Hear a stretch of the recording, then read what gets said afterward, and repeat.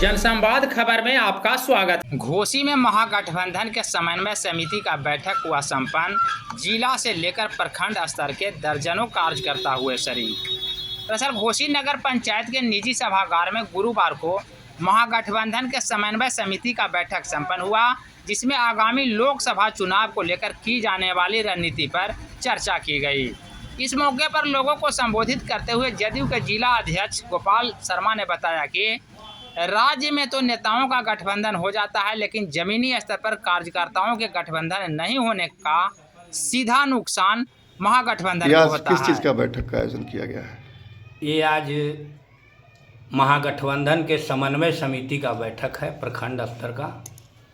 उसमें जिला से भी कुछ लोग आए हुए हैं और आपस में महागठबंधन के सभी घटक दल जो हैं वो मिलकर के महागठबंधन को जितना ज़्यादा से ज़्यादा मजबूती और धारदार बनाने के लिए आपस में सभी कार्यकर्ताओं को एक करने के लिए ये समन्वय समिति का बैठक रखा गया। आप सर? हम जदयू जिला अध्यक्ष गोपाल शर्मा अभी घोसी में आए हुए जी। आज के बैठक में किन मुद्दों पर चर्चा हुआ?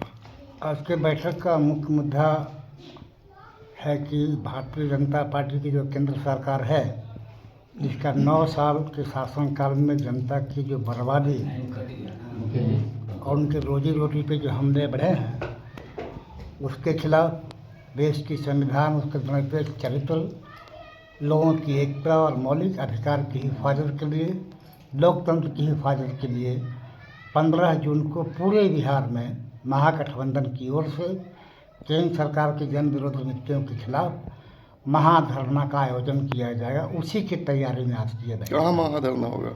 प्रखंड मुख्यालयों पर। हर प्रखंड में? जी, पूरे बिहार के हर प्रखंड में। आपका नाम? दिनेश प्रसाद, CPI।